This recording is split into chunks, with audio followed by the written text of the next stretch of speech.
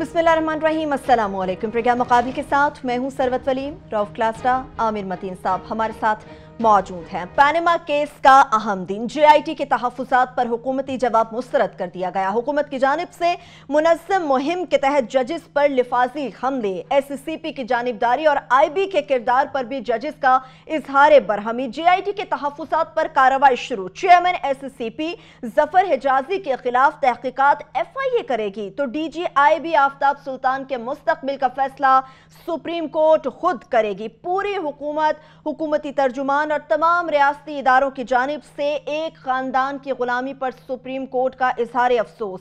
अपने लोगों से कहें कि हद में रहें। अदलिया और JIT के खिलाफ मुनज़्ज़म मुहिम ना रोकी गई तो ना खुशगवार हुक्म जारी कर सकते हैं।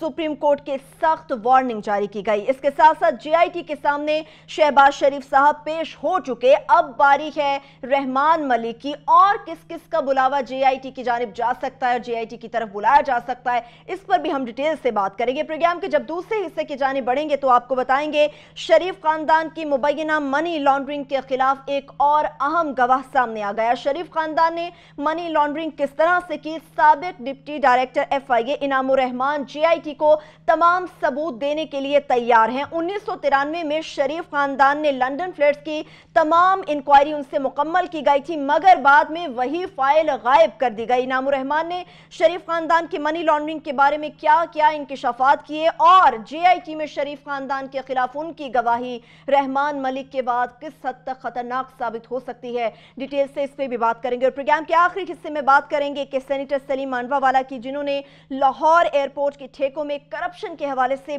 बहुत बड़ा इंकिशाफ किया है, इसकी भी डिटेल्स हम आपके सामने रखेंगे। लेकिन सबसे पहले आमिर साहब, आज पैनामा केस के अहम हियरिंग थी, अहम दिन था। तमाम रियासती इदारों के ऊपर सुप्रीम कोर्ट हमें काफ़ी बरहम नजर आई कि एक ही खानदान की गुलामी किए जा रहे हैं।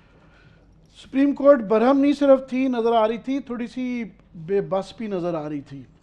कि बेबसी ये है कि उनके अल्फाज सुनने के नाराज़गी और बेबसी का जो थे आज कि JIT के ख़िलाफ़, ये उनके अल्फाज हैं कि हुकूमत मुनज़्ज़म मुहिम चला रही है, अपने लोगों से कहें कि हद से ना बढ़ें। ये अटॉर्नी जनरल से दरख्वास्त कर रही थी अदालत जो है।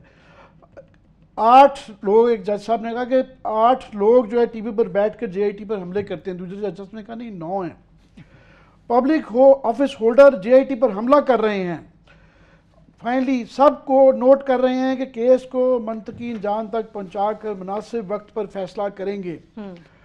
अब ये जो बुरा तो मनाते हैं हुकूमत वाले, जब आसिफ खोसा साहब का जो अब तारीखी जुमला हो गया है कि जिन्होंने माफिया के मतलब कहा है, तो ये अब माफिया ही है कि अदालत नज़र आ रही है कि वो कह रहे हैं कि आज शिकायतें आई जो JIT के उसके केस के ऊपर जो चल रहा था कि SCP के चेयरमैन साहब के खिलाफ क्या किया आपने, क्योंकि जी उन्होंने डिनाई कर दिया, अटॉर्नी जनरल ने कहा। तो अब वो उन्होंने कहा जी FIA को देते हैं। अब ये भी अदालत ने कहा कि FIA भी कैसे करेगी, FIA भी कॉम्प्रोमाइज्ड है। उसके बाद जो है इस वक्त सूरत हाल ये है कि इतनी ज़्यादा जकड़ा हुआ है हुकूमत को, इतनी हेल्पलेस अदालतें हैं कि आप देखें कि अटॉर्नी जनरल और जो स्टेट बैंक ऑफ पाकिस्तान है वो उहदे खाली पड़े हुए हैं। SCP चेयरमैन का अदालत से पूछ सुन लिया आपने। IB और FBR के जो चेयरमैन हैं और DG जो IB के हैं वो एक्सटेंशंस पे हैं। उसके बाद हम जिक्र करते रहते हैं कि 7 मेजर जो फेडरल मिनिस्ट्रियां हैं वो 20वें ग्रेड के अफसर, जिनकी आजकल जो है 21वें ग्रेड की तरक्की का बोर्ड बैठ गया है, उस पर लहदा बात करेंगे, पर एक्टिंग चार्ज पे रखे हुए हैं और गैर कानूनी तौर पे रखे हुए हैं। 20वें ग्रेड के अफसर जो है वो लग नहीं सकते थे, मगर एक्टिंग चार्ज पे रखे हुए हैं। सारी गवर्नमेंट ही एक्टिंग चार्ज पे रखी हुई है। और वो जो लाइंस होती हैं ना कि हुकूमत और ज़ाती ज़िंदगी, वो बिल्कुल इस नून लीग में वो ब्लर्ड हो गई है कि अदालत की भी आज बार बार अटॉर्नी जनरल को वो हर दफ़ा याद कराते हैं कि जनाब आप रियासत के हैं, अब क्या करें अटॉर्नी जनरल साहब। अटॉर्नी जनरल सारी उम्र जो है इनके ज़ाती वकील रहे हुए हैं। अब अटॉर्नी जनरल ज़ाती वकील हैं, जो ज़ाती अकाउंटेंट थे जो कि देबिया केस में अब सबूत के तौर पर पेश कर दिया हुआ है, वो मुल्क के जो हैं मुल्क के अकाउंटेंट भी वही हैं। फॉरेन मिनिस्टर डार साहब जो पर्सनल सेक्रेटरी थे पहले, अब वो सरकारी पर्सनल सेक्रेटरी बन गए हैं। आसिफ रहमानी साहब आजकल बड़ा शोर में जाते हैं। छोटा भाई जो है सूबा चलाता है और जो है भतीजा जो है MNA के फंड्स को देखता है। साहबजादी जो है वो मीडिया को देखती है। तो ये तो एक ख़ानदान के अंदर ही सारा कुछ हो गया ना। उसमें अदालत को मैं समझता हूँ ये जो सारा केस जो है, अब ये पैनामा का जो था ना करप्शन का नहीं होगा, ये इदारों के मफलूज होने का हो गया है कि ये बिल्कुल एक उन्होंने जो बस वो कह दिया ना शुरू में कि माफिया की डेफिनेशन कर दी है, पर ये माफिया ही चल रहा है, ये इसको कार्टेलाइजेशन कह लें जो भी कर लें, मगर ये सारा शिकंजे में निज़ाम बंधा हुआ है। पर मैं समझता हूँ कि ये थोड़ा सा इतना जो जकड़ा हुआ है और किसी के खिलाफ कोई तफ्तीश ही नहीं हो सकती, ये बहुत बड़ा जुआ खेल रही है नून लीग कि ये बार बार ये रोज़ जो सुर्खियों में सरगोशियों में वो जो कान में कहा जाता है ना कि वो ISI जो है ना वो GIT का सिक्योरिटी निज़ाम रन कर रही है, ये हकीकत है कि आर्टिकल 190 के तहत फौज को ये इख्तियारात दे दिए गए हुए हैं, उनसे MI भी मांगी गई है, ISI भी मांगी हुई है, ये आर्टिकल 190 इन्वोक्ड है और इम्प्लीमेंटेशन के प्रोसेस में है। फौज ने इनकार नहीं किया था ISI और MI के बंदे देने थे और ना ही कर सकते थे, तो आर्टिकल 190 के तहत मजबूर ना करें अदालत को कि वो मजीद कोई एक्शन भी लें। वैसे कह दिया उन्होंने कि वो आज कह रहे हैं बार बार, जब ये जुमला अदालत कहती है कि हद से तजावुज ना करें अटॉर्नी जनरल साहब, आप रियासत के अटॉर्नी जनरल है, तो वो कहने की ये कोशिश कर रहे हैं कि जनाब ये हमारे पास ऑप्शंस हैं, आर्टिकल 190 के तहत ISI को ऑलरेडी बुला चुके हैं, मजीद भी उनको कह सकते हैं। 4 कंपनियां मैं कहता रहता हूं उनको बुलाने की सिंपली जरूरत है, बाकी की काम है। और ये कोई लेट्स से दैट कि हम ISI के पॉलिटिकल रोल पे हमेशा नकाद रहे हैं, उस पर तनकीद करते रहे हैं, मगर ये विद इन देयर इख्तियार है, उनके सुप्रीम कोर्ट के इख्तियार में है और ये रॉ नहीं है, ये ISI अपने मुल्क की एजेंसी है। मजबूर ना किया जाए मैं समझता हूँ सुप्रीम कोर्ट को कि वो उस हद तक उनको मजीद जो है उनके इख्तियारात को एक्सटेंड कर लें और मुनासिब हुक्म जारी किया जाए। क्योंकि आज की प्रोसीडिंग के हवाले से क्लास बात हो रही है, तो आमिर साहब ने बता दिया अटॉर्नी जनरल से मुकम्मल मायूसी जाहिर की है, लेकिन जो आमिर साहब कह रहे हैं कि वाकई आपको भी लगा कि सुप्रीम कोर्ट बेबस भी नजर आई है आज? मैं इसमें अटॉर्नी जनरल से शुरू करते हैं जी। मुझे नहीं समझ आ रही कि हमारी ऑनरेबल अदालतें जो हैं उनसे क्यों मायूस हुई हैं, या उनसे क्यों फेयर प्ले की तवक्को रख बैठते हैं। हम रख बैठते हैं या अदालतें रख बैठते हैं? अपॉइंट कौन कर दे अटॉर्नी जनरल पाकिस्तान को?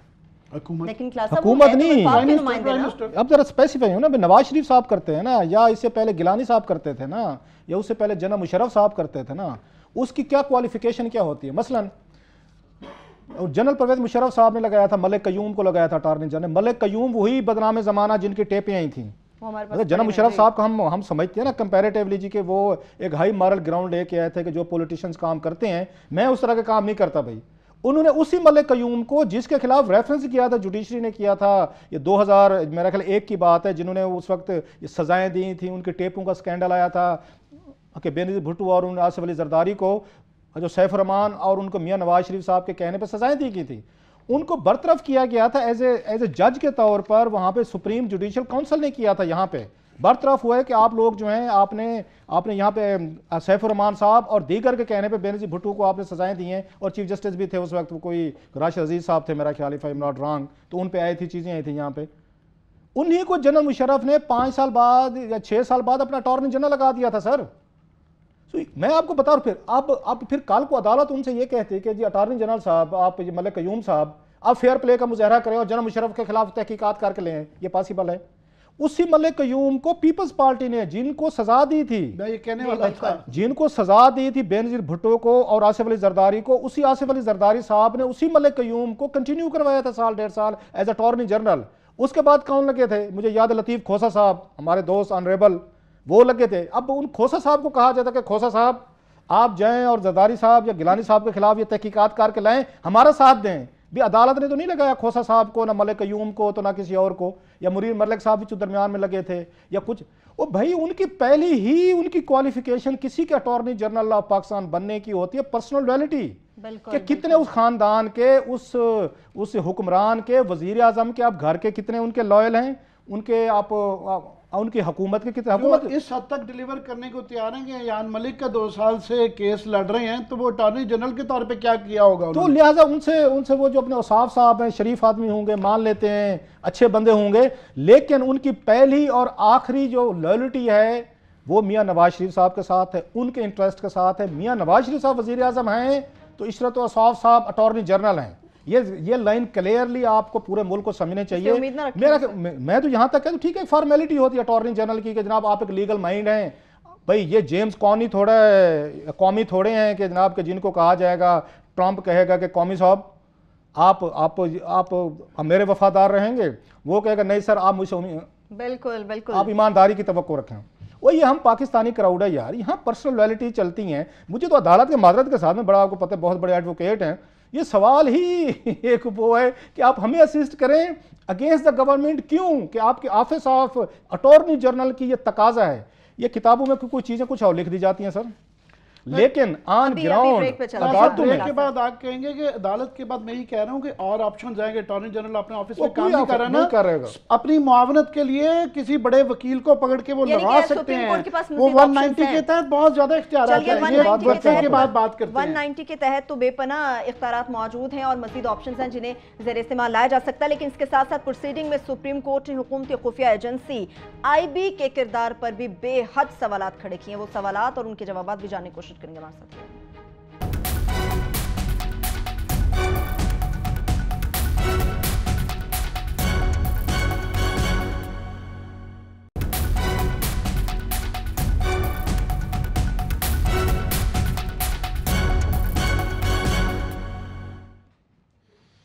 ब्रेक के बाद एक बार फिर से प्रोग्राम में हम आपको खुशामदीद कहेंगे। सुप्रीम कोर्ट की आज की प्रोसीडिंग के हवाले से बात करें। क्लासेस साहब 190 का हवाला आमिर साहब बारहा दे चुके हैं, क्या इख्तियारात इनके पास हैं और इसके बारे से क्या ऑप्शन आमिर साहब को इसके ज्यादा रिसर्च है, आप 190 आमिर साहब से पूछे। मैं जरा उसी को कंटिन्यू करना चाहता हूँ, अटॉर्नी जनरल से आगे लेके चलते हैं कि अगर उस जज को जो डिसमिस हुआ वहाँ डिसग्रेसफुली कि आपने यहाँ टेलीफोन पे आपने हिदायत लेके सैफ रहमान की और उसकी शहबाज शरीफ या नवाज शरीफ साहब की आपने बेनज़ीर भुट्टो को 7 साल सजा दी, उसको जनरल मुशर्रफ साहब अटॉर्नी लगाते हैं।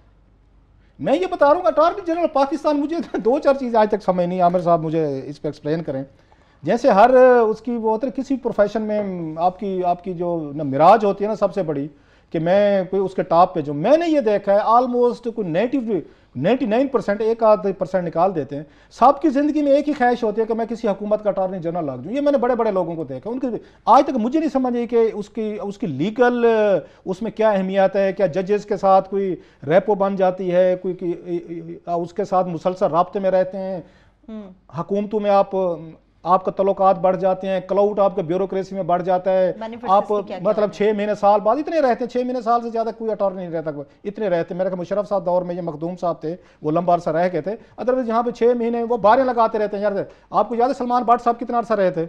भट्ट साहब पहले आए थे यहाँ पे, वो लगे अटॉर्नी जनरल, उनको हटा के इशरत साहब को लगे। इनका भी मुमकिन है कि अभी आखिरी 6 महीने रह गए हुकूमत के कि इनको हटा के किसी और को अकोमोडेट कर लें, उनके नाम के साथ भी लग जाएगा कि एक्स अटॉर्नी जनरल पाकिस्तान। मुझे तो खैर आज तक इसकी समझ नहीं आई कि लाखों करोड़ों रुपए की फीसें लेने वाले वो 2-2.5 लाख रुपए की नौकरी क्यों कर लेते हैं? वो आगे लाखों करोड़ों की जो फेलो वकीलों को देनी होती नौकरी उनके इख्तियार में होती है। ये बात मैं अब इसकी डिटेल में जाना नहीं चाहता, जो वकील हमारे भैया सब कुछ समझ रहे होंगे ये क्या खेल होता है। तो जनाब ये पहले अपने जहन से उतार दें कि वहाँ पर इशरत और साहब जो है ना इस वो जस्टिस को सर्व करने आए हैं, वो यहाँ पे अदालतों का यहाँ पे वो उनकी बालादस्ती कायम करने आए हैं, वो इंसाफ और कानून का यहाँ पे वो क्या कहते हैं बोल बाला करने आए हैं हजूर।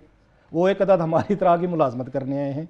वो अपने नाम के साथ अटॉर्नी जनरल पाकिस्तान लगवाना था, अल्लाह माशाल्लाह उनके नाम के साथ लग गया है। जहाँ पे बार में जाएंगे, जजेस के पास जाएंगे, सहाँ पे जाएंगे, उनका ओहदा अब ऐसे ही रहेगा। सो ये तवक्को न रखें उनके साथ, एक चीज़। दूसरा जो चीज़ साबित होती है कि इस मुल्क में इदारे तबाह होने वाली कहानी है वो बड़ी इंटरेस्टिंग है।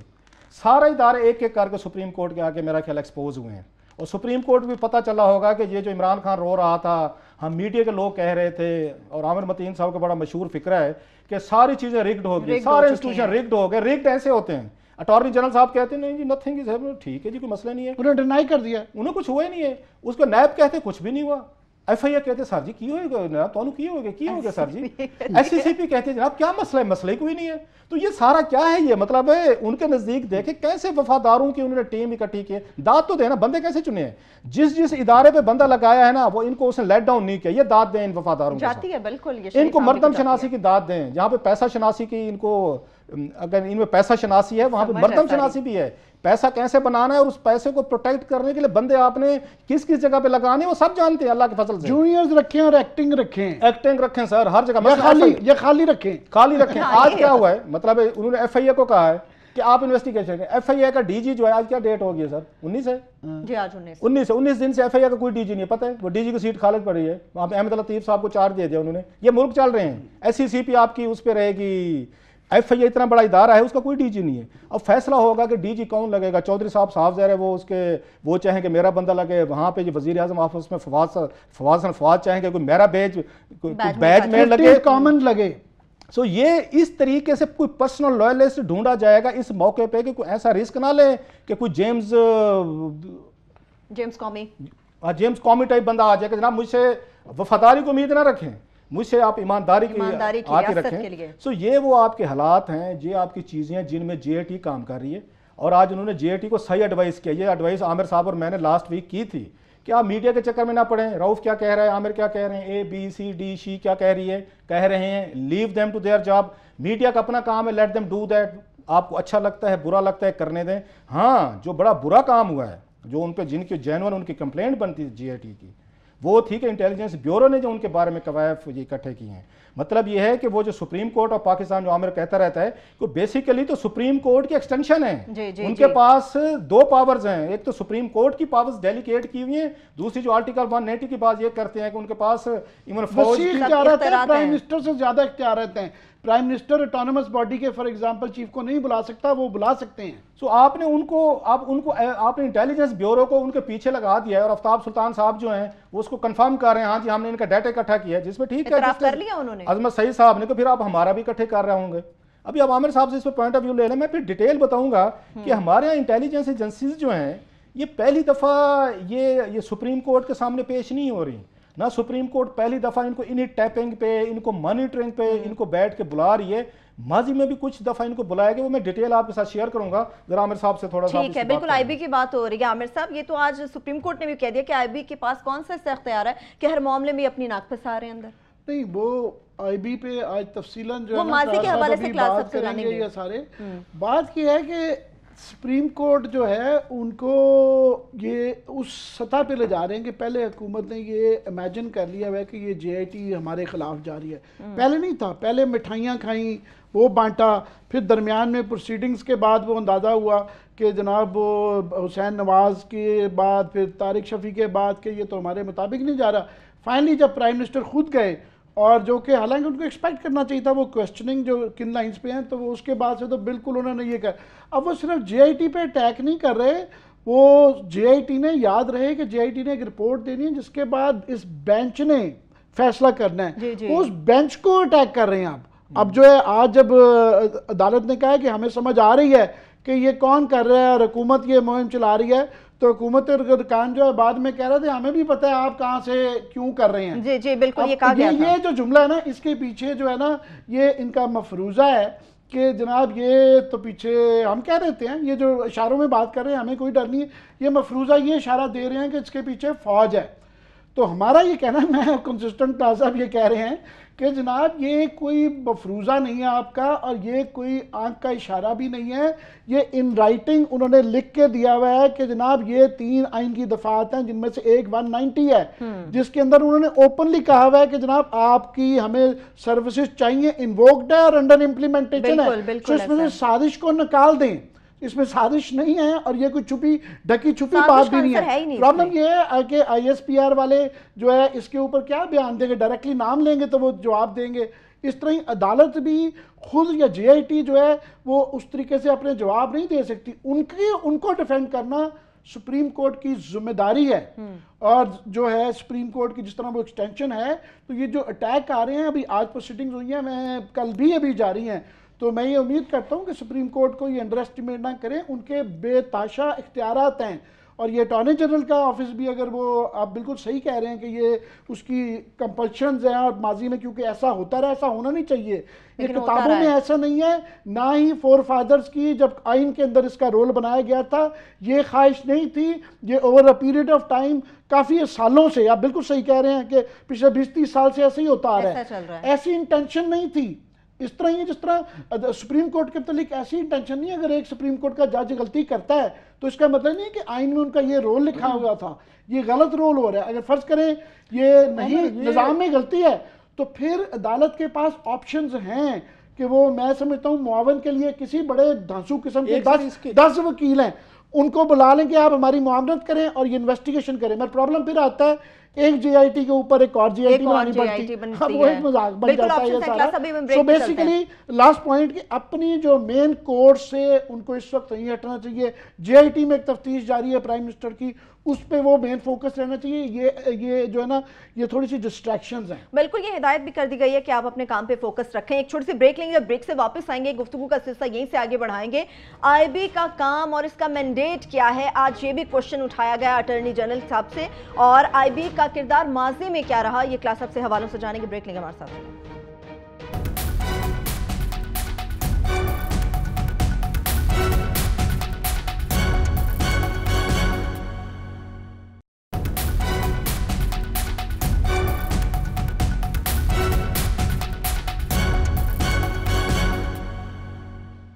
ब्रेक के बाद एक बार फिर से प्रोग्राम में हम आपको खुशामदीद कहेंगे।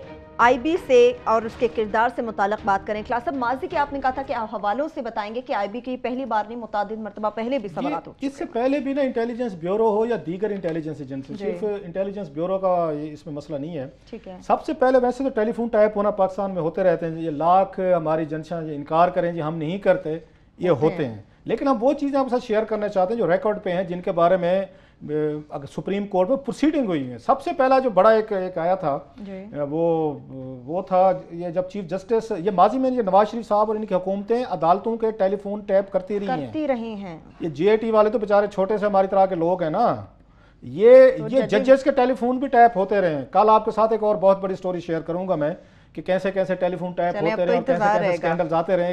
एक चीज़ है, कल तक उसको रखते हैं जरा, आज जरा इस पे बात करते हैं कि सबसे पहले जो आगे डिस्क्लोज किया था ना ऑफिशियली तौर पर कि जी मेरे टेलीफोन टैप हो रहे हैं, वो इस मुल्क के चीफ जस्टिस थे जिनका नाम था चीफ जस्टिस सजाद अली शाह साहब। और शाह साहब जो हैं उस वक्त नवाज शरीफ साहब के साथ उनकी टग ऑफ वार चल रही थी, उनकी आपको याद आ जाएगा, वहाँ पे उनको तौहीन अदालत में बुलाया गया था। एक दिन उनके घर से बगिंग डिवाइसेस मिली थी चीफ जस्टिस के घर से, सजाद अली शाह साहब से। वो सुप्रीम कोर्ट उठा के ले आए थे कि जनाब इस मुल्क में चीफ जस्टिस ऑफ पाकिस्तान के भी इंटेलिजेंस एजेंसी जो है ये टेलीफोन टैप कर रही हैं। लोग भूल जाते हैं, लोग भूल जाते हैं, याद नहीं है।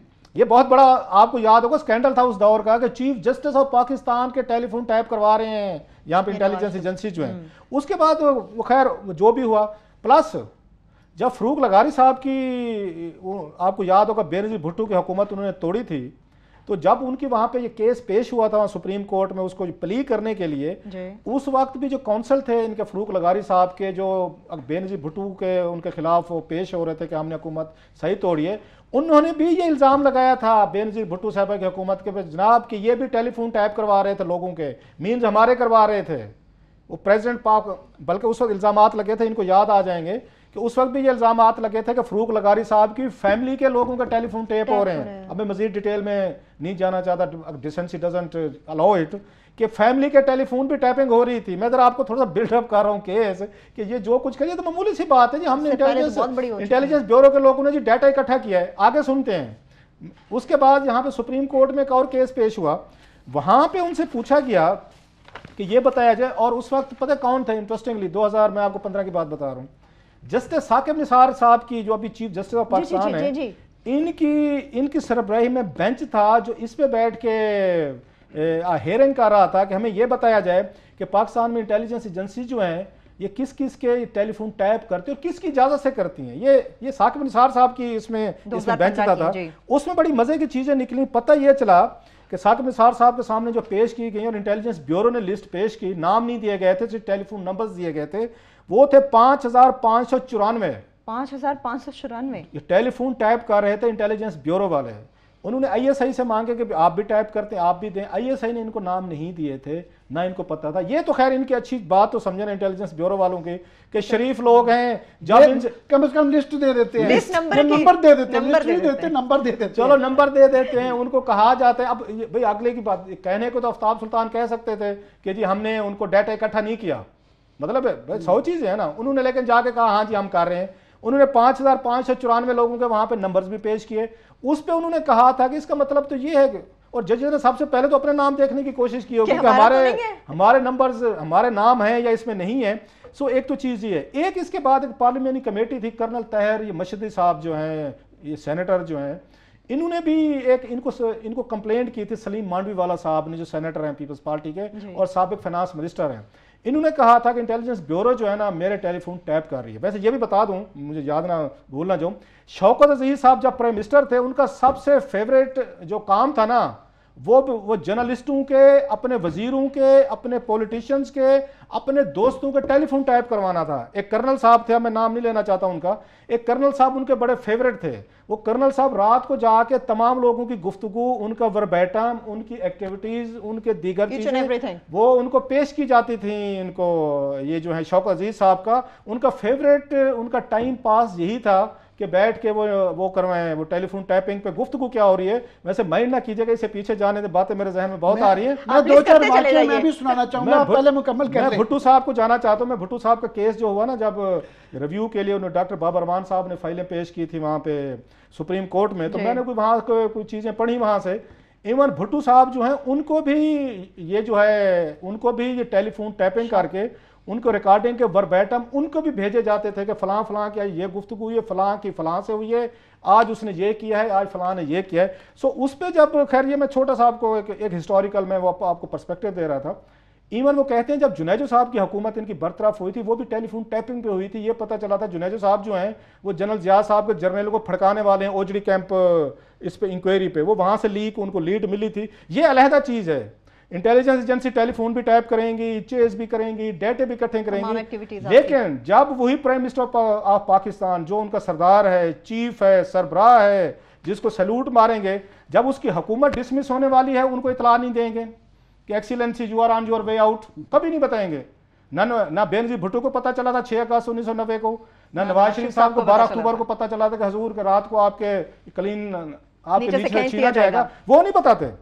बाकी सब बताते हैं रऊफ आज किससे मिला था, आमिर मतीन साहब ने किसको फोन किया, फलां किससे मिला था, वो वॉशरूम में कितने बजे गया था, उसने खाना कब खाया, सिगरेट कब सुलगा, ये सारा आपको इन्फॉर्मेशन देंगे। जब आपने उल्टा होना होता है और आपके नीचे से क्लीन छीना जाना होता है उस वक्त इनको नहीं बताते होते। सो ये कहने का मतलब ये है कि इन्होंने एतराफ़ किया है कि हम उनका कर रहे थे। अब देखते हैं कि कोर्ट इस पर क्या करते हैं। माजी के तजर्बे मेरे ये कहते हैं माजरत के साथ कि हमारी अदालतें भी इनका कुछ नहीं कर सकती। आप मुझे पता क्या बना, वो जो जस्टिस साकिब निसार साहब का बेंच चल रहा था जिसमें 5594 लोगों के फ़ोन पेश किए गए, टैपिंग हो रही है। आईएसआई ने रिपोर्ट ही नहीं पेश की थी जो अब तक उस वक्त बाद में पेश मतलब आमिर साहब ठीक कह रहे हैं कि हमें सुप्रीम कोर्ट बेबस नजर आई है। नहीं आज नहीं, मैं नहीं मानता। खैर मेरा इस पे और व्यू है, इनसे वो 2-4 वाक्य सुन लें।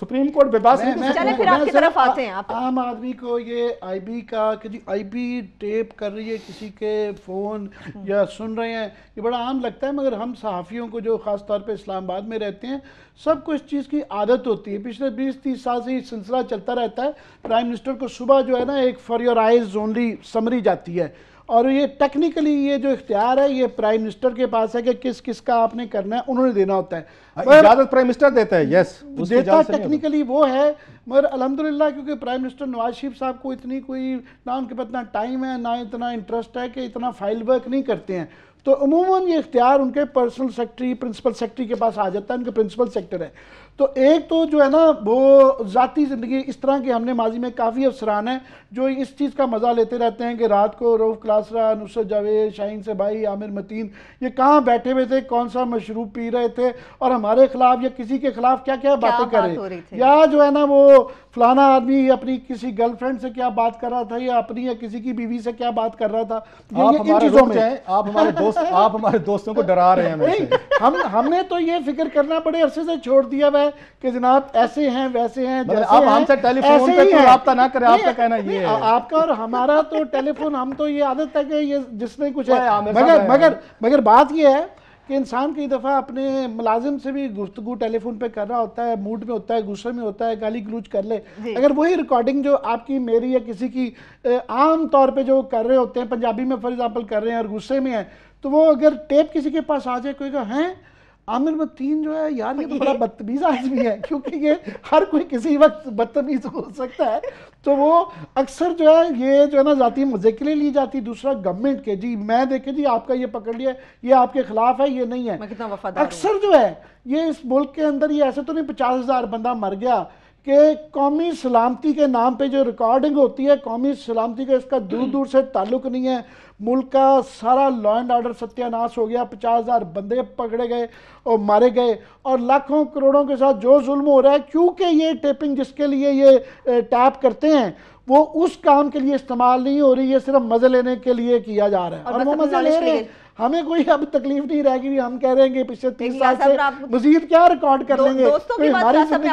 हमारी जिंदगी कोई किताब। चलिए हम छोटी सी ब्रेक पे चलते हैं। जब हम ब्रेक से वापस आएंगे गुफ्तगू का सिलसिला यहीं से आगे बढ़ाएंगे। इसके साथ साथ ये भी आपको बताएंगे कि हफ्ते के रोज खादमे आला पंजाब तो GIT के सामने पेश हो गए, रहमान मलिक साहब भी पेश होंगे, लेकिन मजीद किस किस का बुलावा आ सकता है, ये डिटेल्स भी आपके सामने रखेंगे हमारे साथ।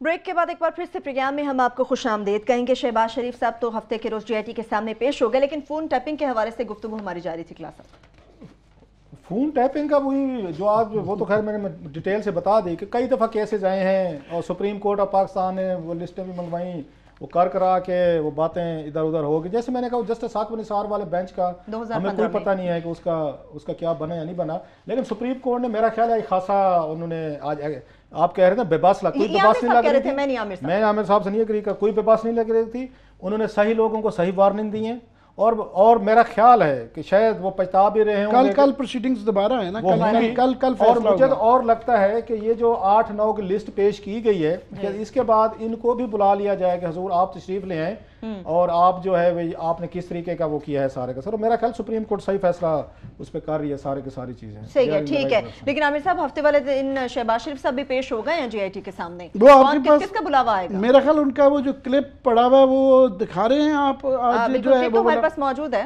क्लिप हमारे पास मौजूद है। चलिए वो क्लिप फिर क्लास साहब हम पहले दिखा देते हैं, क्लिप दिखा दें पहले। वो शहबाज शरीफ साहब क्योंकि इस्लामाबाद कभी-कभी आते हैं और नॉर्मली उनको लाहौर के क्राउड की बड़ी आदत है, वो ज्यादातर अपने ही दोस्त यार है उनके, तो यहाँ थोड़ा सा डिफरेंट था जो सवालात वो तो नहीं करे, एक आधा ही सवाल लिया और उसके बाद वो चले गए। सवाल का रिएक्शन भी हम देखा। जी क्लास साहब आप कुछ कह रहे हैं? मैं ये कह रहा था जैसे आमिर ने कहा है ना कि लाहौर के वो आदि नहीं है, लाहौर में अल्लाह के फजल से, लेकिन साफ ज़ाहिर कुछ एग्जांपल्स हैं, there are very honourable people as well but very few. जो अच्छे लोग 2-4 थे हार्ड हिटिंग सहाफ़ी, वो खैर इस्लामाबाद ही आ गए थे मेरा ख्याल है, अब भी खैर 1-2 बच्चे हैं वहाँ पे, फेयर एनफ। तो शहबाज शरीफ साहब ये तवक्को नहीं करते कि आगे से कोई इतना गुस्ताखाना सवाल उनसे किया जा सकता है कि हुजूर अगर भुट्टो ने आपको तबाह कर दिया, जनरल मुशर्रफ ने तबाह कर दिया, तो ये अरबों खरबों की प्रॉपर्टी जो खुद उसमें कह रहे हैं कि हमने कर्जा अदा किया 6 अरब समथिंग का, आज तक हमें नहीं पता चला कि ये जो बैंकों का कर्जा दिया था पैसा आया कहाँ से है यार। कि आप तो वो आपको तो आए हुए, अगर कारोबार तो बंद थे आपके बकौल, आप वापस है 2008 में सर इतना पैसा या 7 में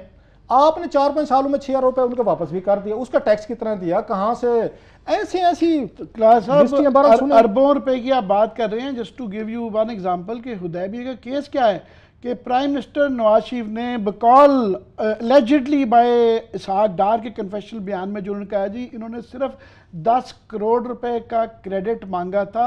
सारा केस 10 करोड़ रुपए के क्रेडिट का है। 10 करोड़ क्या चीज होती है? पहले कि अभी खरबों रुपए की प्रॉपर्टी है। 1992-93 का वो वाकया बताते हैं कि इनके पास 10 करोड़ का क्रेडिट नहीं था, उसके लिए मुबैना तौर पे वो सारे अकाउंट्स बनाए गए। उस 10 करोड़ का क्रेडिट कराने के लिए सारी मनी लॉन्ड्रिंग का केस है। सिर्फ 10 करोड़ रुपया, इनके पास 10 करोड़ रुपए का क्रेडिट नहीं था 93 में। अच्छा, वो डार साहब को एक दाद तो दें, उनके मैं फुटेज देख रहा था, मियाँ नवाज शरीफ साहब जब अंदर पेशी के लिए जा रहे थे तो मियाँ साहब मुड़ के देखते रहे होंगे, डार साहब तोड़े की तो सारा कैसे जा रहे हैं। वही ना, वो कन्फेशनल स्टेटमेंट से हुआ है ना, उनका आया ना वही मनी लॉन्ड्रिंग का वहीं से शुरू हुई ना, जो जनरल अमजद को उन्होंने पेश किया था। कह रहे होंगे कि जनाब के तोड़े भुगत रहे हैं, डार साहब लेकिन ड्यूटीफुल खड़े रहे। जब कल शहबाज शरीफ साहब थे फिर भी डार साहब उनके करीब से उनके साथ गए हुए थे।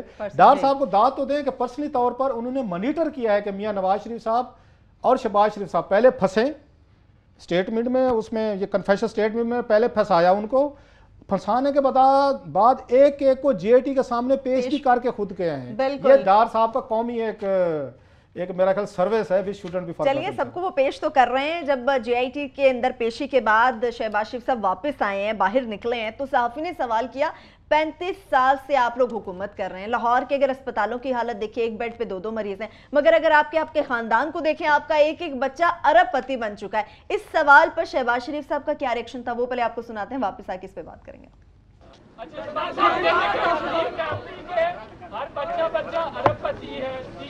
वाह वाह वाह वाह वाह वाह वाह वाह, बात सुन लें, ये बात गलत, बात सुन लें भाई, बात सुन लें भाई, बात सुन लें, जवाब दें। ये कोई जवाब नहीं है। शरीफ फैमिली के तमाम कारोबार जो तबाह किए कारोबार जो तबाह, सुन लें बात, हकायक से मुंह ना चढ़ाए ना। शरीफ फैमिली के जो कारोबार तबाह किए वो क्या लूट खसूट नहीं थी भुट्टो हुकूमत की, उनकी साहबजादी की हुकूमत की, मुशर्रफ की हुकूमत की? क्या जो आप मुझे बात करें, क्या किसी अस्पताल के एक्सरे मशीन से कोई करप्शन निकली, कोई सड़क से करप्शन निकली, कोई मेट्रो से करप्शन निकली, तालीम के मैदान में करप्शन निकली, कोई पानी के मैदान में करप्शन निकली, बिजली के मंसूबों में करप्शन निकली? खुदा का खौफ खाएं, उसके बावजूद भी उस मालिक से डर के कहते हैं एक नहीं करोड़ मरतबा हिसाब करो। क्लास साहब, खादमी आला का ये क्लिप देखने के बाद वही आप वाली मिसाल, सवाल गंदम जवाब चना ही लग रहा था मुझे। ये पूछा कुछ है, जवाब कुछ दे रहे हैं वो। अब मैं शहबाज शरीफ साहब को क्या कहा जा सकता है, पता जब वो अदाकारी करने पे आते हैं तो फिर तो उनका कोई जवाब नहीं है। अभी बाकी छोड़ दें, उन्होंने कहा जी हमारी कोई करप्शन निकाल के देखे। अब मसला ये है कि कैसे करप्शन निकाली है आमिर साहब। जब करप्शन निकल के आती है, रेफरेंसेस बनते हैं, ट्रायल होता है, सज़ा होने लगते, 4 रेफरेंसेस हैं इनके खिलाफ। जब जनाब मुशर्रफ दौर में उन्होंने डील कर ली, रेफरेंसेस बंद, करप्शन नहीं निकली। मुझे समझाया जाए, करप्शन नहीं की थी। हमजा शहबाज शरीफ साहब के मेरे पास डॉक्यूमेंट्स हैं जो कई दफ़ा मैं रेफर कर चुका हूँ। इन्होंने 33 करोड़ रुपया नैब को पेमेंट की हुई है on behalf of Nawaz Sharif साहब। हमजा शहबाज शरीफ साहब मुझे इस सवाल का जवाब दे दें, या शहबाज शरीफ दे दें, अगर आपने करप्शन नहीं की थी, कोई गलत काम नहीं किए थे, नैब को आपने 33 करोड़ रुपए की कैश पेमेंट कैसे की है, ये मुझे समझा दें। और क्यों की है? मतलब करप्शन नहीं थी, आपने गलत कोई काम नहीं किया, आपको करप्शन पकड़ी कभी नहीं गई, ये कहां से की, क्यों की? कोई डोनेशन दिया आपने नैब को, कि डोनेशन दिया कि जनाब आप गरीब लोग हैं, सुने आप लोगों की तनख्वाहें नहीं है, भूखे मार रहे हैं, ये लें जनाब, ये 33 करोड़ रुपये हम आपको देते हैं। नंबर 1। दूसरी बात ये है कि जहां पे इनके इदारे हैं जहां से करप्शन पकड़ी जानी चाहिए, साहब वो ऑडिटर जनरल पाकिस्तान का सबसे बड़ा ऑफिस है, वो आपने ओहदे तबाह करके रख दिए हैं। ऑडिट आप किसी चीज का ऑडिट होने नहीं देते। जहां पे कोई चीज पकड़ी जानी चाहिए वहां पे आग लग जाती है। सर LDA में आग लग जाएगी। उन्होंने कहा जी कोई बिजली का प्रोजेक्ट बता दें। नंदीपुर क्या था? आपने खुद शहबाज शरीफ ने प्रेस कॉन्फ्रेंस की थी, नंदीपुर में करप्शन हुई है और नैब को इन्वेस्टिगेशन करनी चाहिए। ये कह दिया। सोलर आपके उसमें क्या हुआ है सर, जो 16 आरोपी आपने वहां पे लगाया था? मतलब आपकी सस्ती रोटी का स्कैंडल हो, आपका दानिश का आपका स्कैंडल हो, लैपटॉप का आपका स्कैंडल हो, मोटरवे का ये स्कैंडल अभी 1992-93 वाला, वो तो इनाम सहरी साहब जो हैं वो आपके सामने एक्सपोज कर रहे हैं कि कैसे कैसे आपने बैठ के आपने वहां पे वो चीजें की हैं। आप इतने अच्छे और समझदार लोग हैं, इतनी आप अच्छी वारदात डालते हैं, जो करप्शन के इल्जामात अब आपके सामने आ रहे हैं 1992 के हैं। और भाई हम वो तो संभाल लें, हमसे तो वो नहीं संभले जा रहे कि 1992-93 में आप लोगों ने कैसे पैसा बनाया, बहर कैसे लेके गए, आपने वहां पे फ्लैट्स कैसे खरीद लिए, वो चीजें तो अभी सेटल होनी है। 1999 में आपने क्या कुछ कमाया वो अभी आना बाकी है। अभी आपने क्या वारदातें डाल रही हैं, बहुत सारी तो सामने आ रही हैं, उनके लिए 20 साल मजीद इंतजार किया जाए सर। वो तो फिर अभी तो 20-25 साल पीछे वाले आ रहे हैं। अगला देख लें। अच्छा ये तो माजी के हो गए, और भी बड़ी लंबी डिटेल है। अभी सलीम मांडवी वाला साहब जो हैं पीपल्स पार्टी के सेनेटर और वो उसके फाइनेंस मिनिस्टर हैं, उन्होंने नया आप पे स्कैंडल, ये हमारा किया हुआ नहीं है जो हमें कहते हैं मीडिया निकाल के ले आते हैं। सलीम मांडवी वाला साहब जो हैं वो आपके एक्स फाइनेंस मिनिस्टर हैं, जिम्मेदार आदमी है, कोई हमारी तरह चलो नहीं है जो हो सकता है रऊफ ने बोंगी मार दी, आमिर मतीन साहब ने गलत बात कह दी जी, वो तो बात समझ में आती है।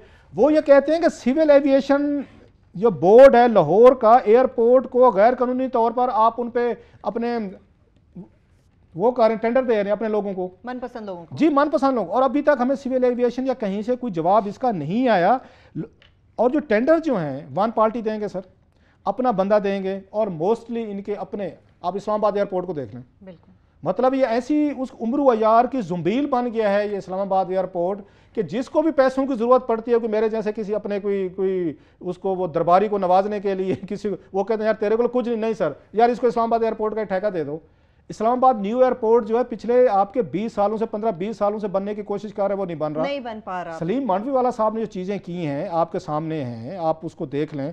बहरहाल शहबाज शरीफ साहब जो है वो अब ना माने तो हम उस पर क्या कह सकते हैं। सही है, ठीक है। अभी तो रहमान मलिक साहब भी पेश होंगे, आमिर साहब रहमान मजीद भी मलिक बुलावे साहब आने जो वाले हैं। आ गए पेश पाकिस्तान में, होंगे, वैसे वो आ गए हैं। तो रहमान मलिक साहब की जो रिपोर्ट है वो 92-93 की है। ये इनाम शहरी साहब तो वो जो कागजात दिखा रहे हैं हम अपने प्रोग्राम में दिखा चुके हुए हैं कि शैमरॉक को, जिसके कंपनी जिसके नाम पे वो नीलसन और नेस्कोल के अलावा शैमरॉक कंपनी जिसको इन्होंने ओन किया हुआ है, 92-93 के चेक्स हैं वो उसके अंदर मौजूद हैं कि जनाब जो कंपनियों को इस उसमें मनी लॉन्ड्रिंग का जो केस है, सिर्फ बाकी छोड़े हैं जो कह रहे हैं कि शहबाज शरीफ साहब के हमारे पे तो सब कुछ तफ्तीश हो चुकी है, हम भुगत चुके हैं। हुदैबिया क्या है, 19 साल पुराना केस है। इनके अपने दौर में 1998 के अंदर जब ये पावर में थे, ये उस वक्त जो है इनकी कंपनी के अकाउंट्स में एकदम एक लॉस में 9 करोड़ रुपए का कंपनी का हुदैबिया का लॉस था और एकदम से शेयर होल्डर्स के अकाउंट में 64 करोड़ रुपए आ जाता है।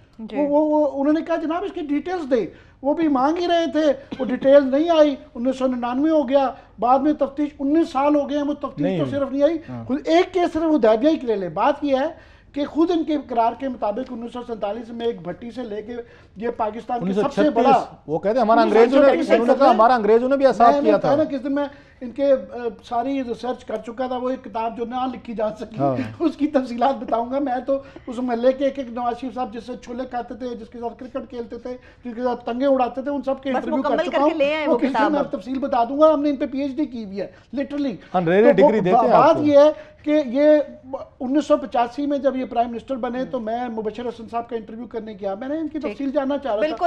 उनको याद नहीं आ रही थी। वो कह रहे हाँ यार बात ये है कि वहाँ कई 100 खानदानों की नेशनलाइजेशन हुई थी। वो इनके ये इस तरह बताते हैं कि इनके खिलाफ टारगेट कर रहे हैं। भुट्टो साहब इनके मुतालिक सोचते थे भाई ये इतने अमीर नहीं थे 1970s में, ये कहीं 150-200 नंबर पे शायद आते होंगे। अब suddenly they are the most richest, they are the richest family of this country. कैसे? या तो ये बहुत चालाक थे, ये पाकिस्तान जो है एक सोने की कान था।